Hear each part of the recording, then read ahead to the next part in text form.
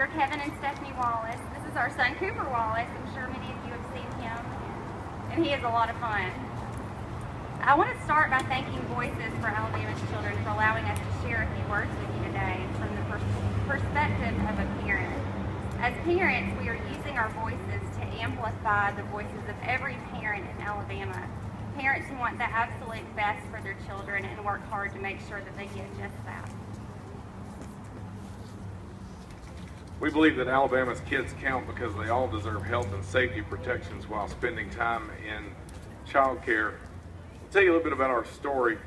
I was on my way to pick up Cooper when I got the call that no parent ever wants to hear. The assistant daycare director at the church daycare said there had been an accident, but Cooper seemed to be okay. When I arrived at the daycare, our 2-year-old son was sitting in the lap of the assistant daycare director and couldn't move without screaming in pain. I picked him up and took him to AllMed to get him checked out. When they laid Cooper on the x-ray table and shot the first x-ray, the doctor quickly came in and said, "Stop, don't move him. Let's get an ambulance here, let's get him to Children's Hospital. He's broken his femur, and any move could split the break and puncture his femoral artery, which would result in almost immediate death." We spent the next day and a half at Children's Hospital and left with Cooper in a 3/4 body cast from the upper torso down to the ankle of the right leg, down to the thigh of the left leg. He was with this for the next 8 weeks. Potty training had to be put on hold. Everything had to be put on hold. Through it all, Cooper never lost his smile, his laugh, his ability to be a kid.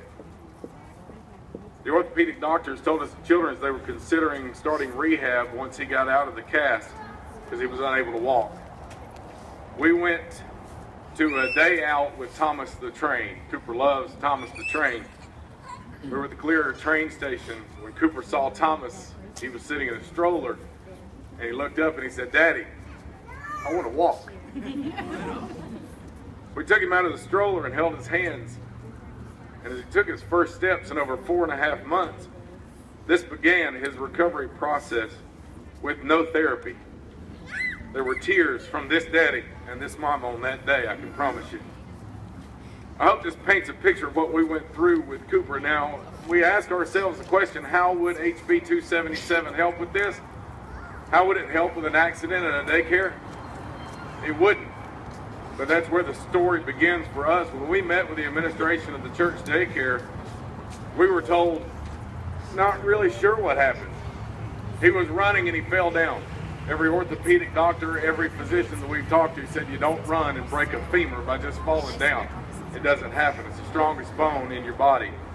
When we went to the administration of the daycare and said, we've got some medical bills piling up. If you come to our house and jump on a trampoline, we have homeowners insurance that will cover that.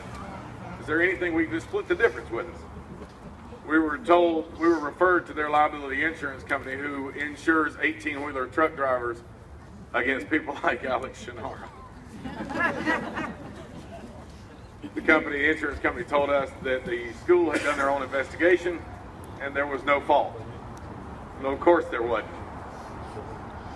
To add salt to the wound, when we went to the daycare, and I don't know if you've searched for a daycare recently on short notice, but most of them have a waiting list.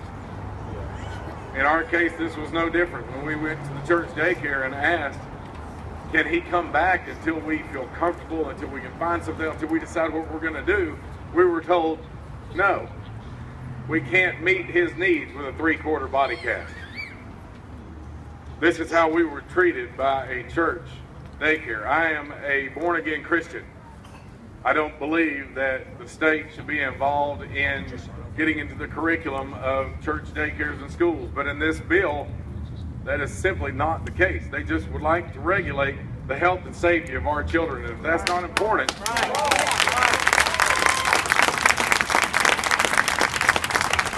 if that's not important to our elected officials, then maybe we should find new elected officials.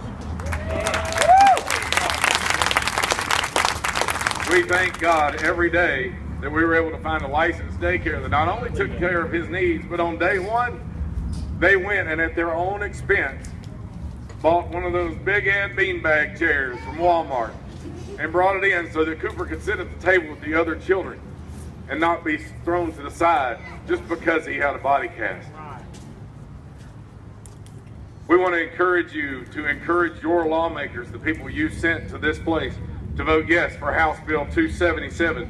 Vote yes for our children, and vote yes for Cooper. Thank you.